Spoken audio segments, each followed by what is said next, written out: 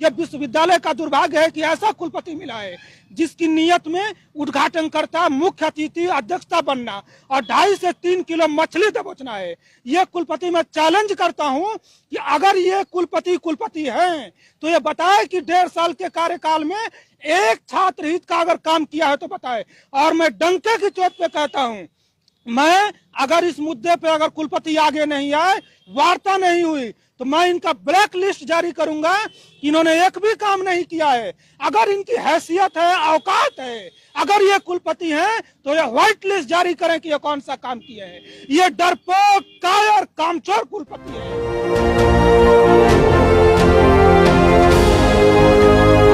The Republican times, खबर ही नहीं विश्लेषण भी। आपको बताऊं कि चूंकि हमने छात्र राजनीति को बहुत पहले, लगभग 6 महीना पहले छोड़ दिया है और विश्वविद्यालय में अपनी गतिविधियों को हमने पूर्ण विराम लगाया था, लेकिन वर्तमान परिस्थिति इतनी भयावह हो गई है कि मुझे लगा कि विश्वविद्यालय को ये चेतावनी देने की जरूरत है कि विश्वविद्यालय की जमीन, आंदोलन की जो जमीन है वो मरी नहीं है, वो जिंदा है। और कुलपति इस बात को न समझें कि उनकी तानाशाही इस मुद्दे पे चलेगी। मैं इस कुलपति को इसे तानाशाही रवैया मानता हूं और चूंकि मैं व्यक्तिगत तौर पे बहुत विवश हुआ, मुझे लगा कि मुझे अपनी उस प्रतिज्ञा को भूलना चाहिए कि मेरा दौर अब छात्र राजनीति का नहीं रहा है। मुझे व्यक्तिगत लगा कि विश्वविद्यालय के कुलपति को एहसास कराने की जरूरत है कि यह मधेपुरा की जमीन है और यहाँ एहसास दिलाया गया एक से एक कुलपति को कि ये यहाँ के छात्र आंदोलन जब होती है तो राजभवन ही नहीं केंद्र सरकार तक हिलती है।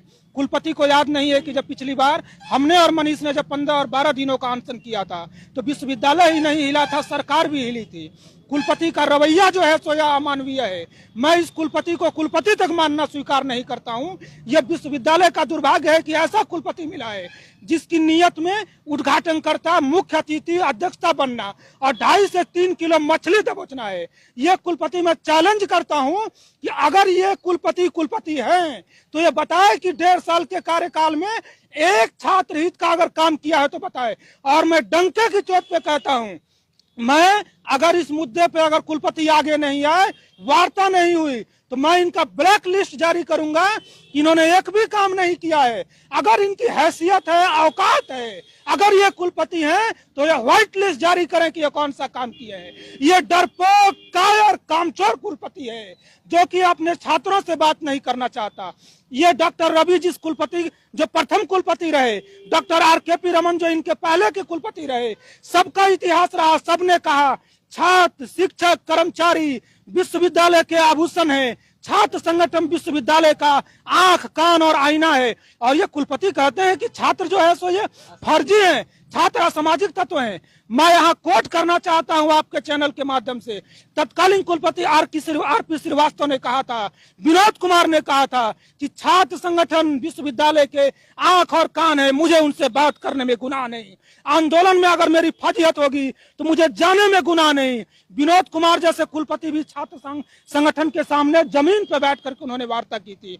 और RP श्रीवास्तव ने तो यहाँ तक कह दिया था कि अब कुलपति बॉडीगार्ड रखते हैं, यह दुर्भाग्य है क्योंकि कुलपति के पास तो छात्रों की सेना होती है। अगर वो चाहे तो किसी भी सुरक्षा को भेज सकता है, उस पर कभी हमला नहीं हो सकता।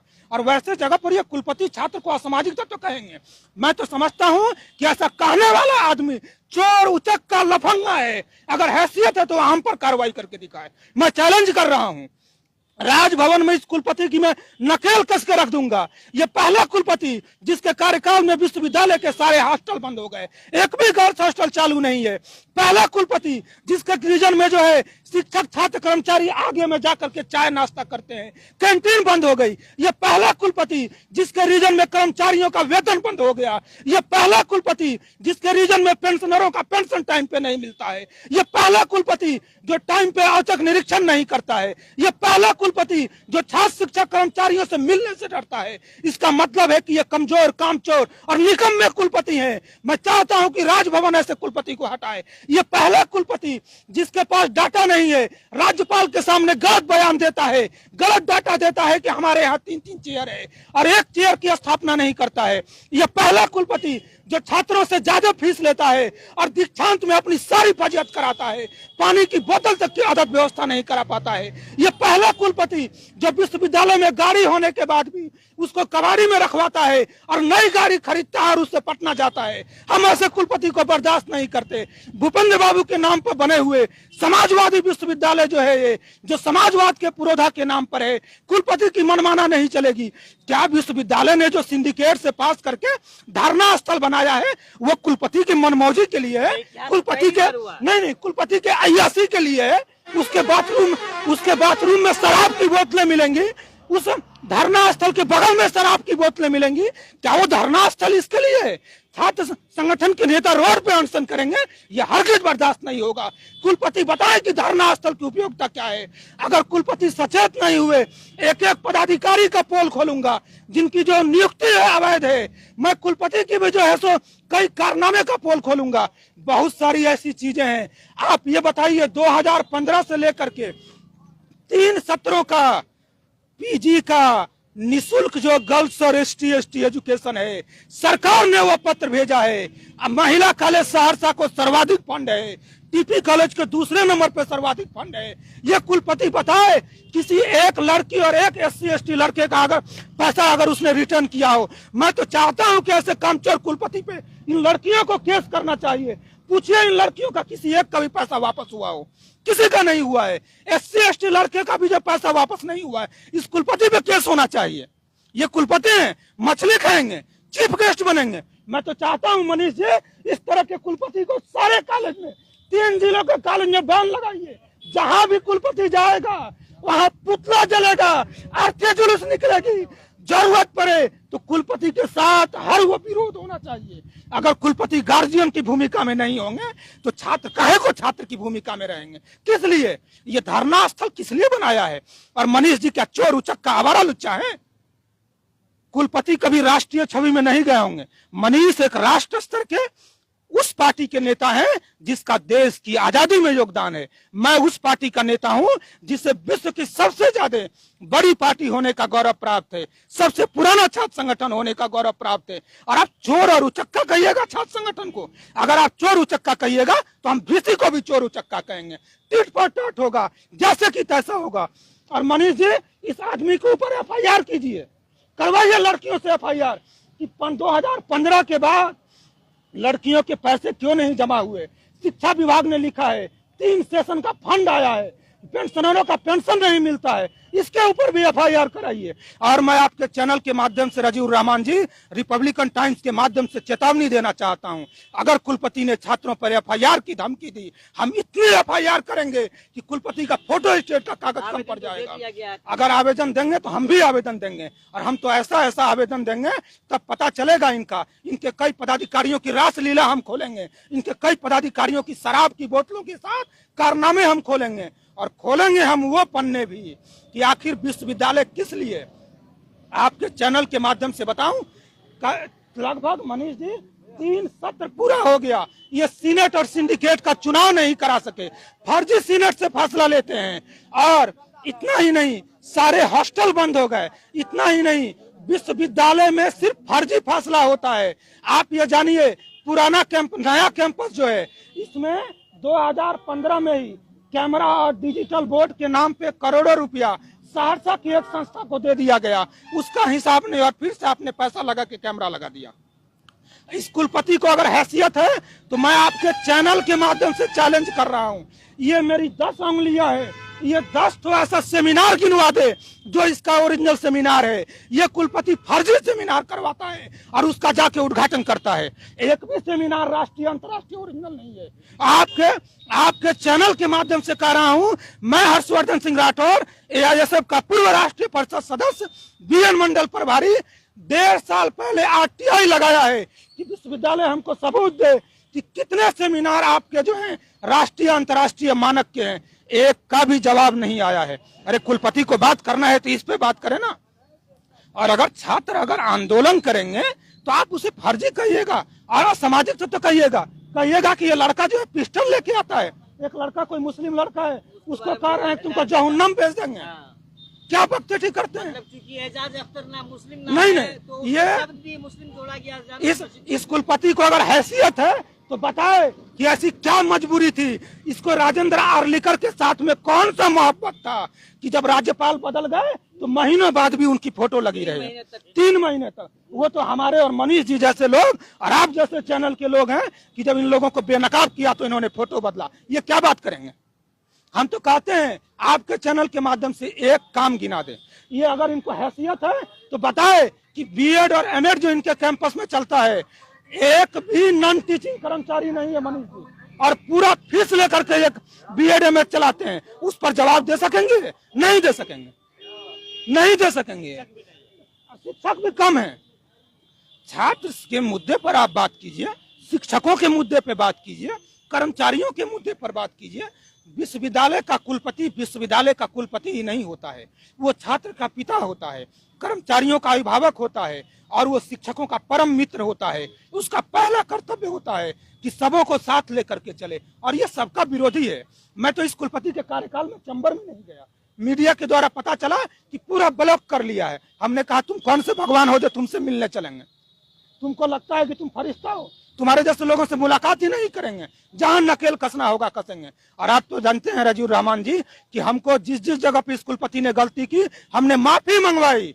दीक्षांत समारोह का वो भाषण हमारा लिख किया हुआ है जिसमें कुलपति ने राज्यपाल को गलत डाटा दिया और बाद में ये टीपी कॉलेज में कह रहे हैं कि हमने ईमेल से माफी मांगा। मैं आज फिर आपके चैनल के माध्यम से कह रहा हूं कि इन्होंने कहा कि कर्मचारियों ने हमको झूठी जानकारी दी। आप कैसे कुलपति हैं कि झूठी जानकारी पे ही विश्वास कर लेते हैं? और अगर जानकारी झूठी थी तो आपने कर्मचारी पे कार्रवाई क्यों नहीं की? मैं इस कुलपति को ही योग्य नहीं मानता। मैं अगर मुझसे अगर कोई पूछे एफआईआर करना है करे। ये कुलपति मानसिक रूप से विक्षिप्त है। मैं राजभवन से मांग करता हूं कि इनके मानसिक इलाज की जरूरत है, इनके हेल्थ चेकअप की जरूरत है। और मैं ये भी मांग करता हूं, मैं जिला प्रशासन को लिखने जा रहा हूं कि आखिर क्या मजबूरी है कि मनीष या इन लड़कियों को जिनको क्लासरूम में होना था, जिनको पढ़ना था, जिनको बेहतर रिजल्ट की तैयारी करनी थी, मनीष को पीएचडी करना था, सौरभ को अपनी तैयारी करनी थी, एजाज को अपनी तैयारी करनी थी, ये बच्चे आंदोलन पे आ गए। और राजीव रहमान जी, मैं आपके चैनल के माध्यम से स्पष्ट कहूं, आंदोलन से दूरी बनाई है, खबरों से नहीं, समाज से नहीं। मनीष एकाएक आंदोलन पे नहीं आए हैं, ये लड़कियां एकाएक आंदोलन पे नहीं आई हैं। लगातार इन लोगों ने मांग रखा, अल्टीमेटम दिया, फिर भी सुधार नहीं हुआ। और आप कह रहे हैं क्या ये क्या बोलते हैं उसको, असामाजिक तत्व हैं? अरे आपका तो फर्ज बनता था कि आप बुला करके बात करते। आप जानिए बीएन मंडल राजीव रहमान जी, बीएन मंडल विश्वविद्यालय के इतिहास के ये पहले कुलपति हैं जिन्होंने छात्र संगठन के साथ संवाद नहीं किया, वरना सारे कुलपति बैठा करके बात करते हैं। जो भी आज तक इस तरह से देखा नहीं गया है। लगभग जब से बीएनएमयू की स्थापना हुई, जो भी वीसी आए हैं वे हमेशा जिस तरह से धरना स्थल पर जाके जो अनशनकारी होते थे या विरोध प्रदर्शन में जो शामिल लोग होते थे उनसे बात करते थे और समस्या का समाधान करते थे। लेकिन इनके द्वारा आज तक इस तरह राजीव रहमान जी, एक बात मैं आपको बता दूं, कल एडीएम साहब की पहल के बाद कुछ छात्राओं को वीसी साहब से मिलने के लिए भेजा गया था। शिष्टमंडल में नहीं मिले होंगे, इस कुलपति की शिष्टमंडल से नहीं मिले। और सुन लीजिए, बारी बारी बुलाते हैं, बारी बारी छात्रा से बात कर, क्या बातें हुई थी बताइए थोड़ा। एक एक करके चैम्बर में बुला के वहाँ पे पहले पूछिए कि इनके कास्ट के बारे में जानकारी ली गई कि नहीं ली गई। पहले पूछिए ग्रुप में नहीं मिला गया होगा मनीष जी। हाँ, एक एक करके चैम्बर में बुलाया गया था और वहाँ पे कहा जा रहा था एक एक करके, और वहाँ पे कहा जा रहा था कि तुम लोग का पहले आधार ले लिया गया, आईडी ले लिया गया और फिर कहते हैं कि तुम लोग का शादी नहीं होगा, तुम लोग का लाइफ बर्बाद हो जाएगा। ये कौन सा घिनौना शब्द है, ये कौन सा शब्द? हम लोग यहाँ पे धरना करने का हम लोग को शौक नहीं है, लेकिन हम लोग अपने मानहानि का केस दूसरे पे ऐसा असंवैधानिक शब्द ये कुलपति बोलते हैं। ये गार्जियन है। मैं तो कह रहा हूँ राजीव रहमान जी कि ये मामला बने, मिशन बने कि बीएन मंडल के वर्तमान कुलपति का हेल्थ बुलेटिन ही नहीं, मानसिक बुलेटिन जारी हो। बताइए इस लड़की से वो कहेंगे कि वो तुम्हारी शादी नहीं होगी? बताइए, यह संसदीय अमर्यादित शब्द है। और मैं समझता हूँ कि शिष्टाचार के साथ साथ संस्कार का भी अभाव है। ये कुलपति अपनी बच्ची से ऐसा शब्द बोलेगा? बेटी की उम्र की होगी और उसको इस तरह की धमकी दे रहे हैं। और एक एक करके आप जब एडीएम साहब बोले कि 4-5 लड़कियां जाके बात करेंगे बीसी के छात्र, फिर एक एक करके बुलाए। एडीएम बड़ी शालीनता से बात कर रहे थे। मैं जिला प्रशासन का आभार व्यक्त करता हूं कि एडीएम ने बड़ी शालीनता से, बड़ी सौम्यता से बात की, प्रशासन का धौंस नहीं जमाया और संगठन की बात को उन्होंने रखा। और मैं एडीएम साहब से मांग भी करूंगा कि जिला प्रशासन भी पहल करे कि बार बार लॉ एंड ऑर्डर की स्थिति क्यों जो है सो उत्पन्न होती है। विश्वविद्यालय से वो बात करे कि बार बार जिला प्रशासन को क्यों परेशान किया जाता है। और मैं चाहता हूं कि यह आंदोलन चले और ये आंदोलन मुकाम तक चले। बीच में आंदोलन जो है टूटना नहीं चाहिए। हम लोग समर्थन देंगे और अगर जरूरत पड़ेगी तो छात्र संगठन की जो पिछली पीढ़ी है, जिन लोगों ने अब छात्र राजनीति को छोड़ करके मुख्य राजनीति में गए या अलग अलग जगह पे हैं, वो लोग एकत्रित होंगे, मोर्चा बनेगा। अगर ये यहाँ आंदोलन करेंगे तो मैं आपको लिख के दे रहा हूँ कि हम सड़कों पे उतरेंगे।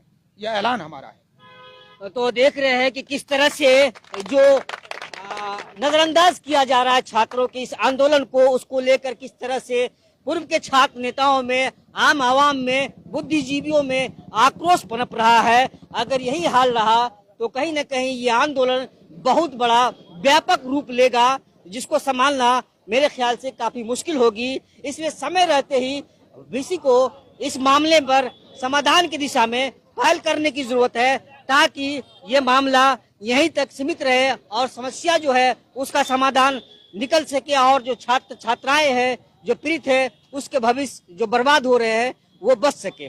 आप इस पूरे मामले पर क्या कहना चाहेंगे? अपनी प्रतिक्रिया जरूर दें और इस खबर को ज्यादा से ज्यादा जरूर शेयर करें, ताकि सभी तक, ऊपर तक, शासन प्रशासन तक इस बात को जान सके, वहाँ के लोग, वहाँ के पदाधिकारी, कि बीएनएमयू में क्या हो रहा है और कितनी मनमानी चरम सीमा पर है। ये इससे वो अवगत हो सके और संज्ञान ले सके और इसको सुधार कर सके। धन्यवाद।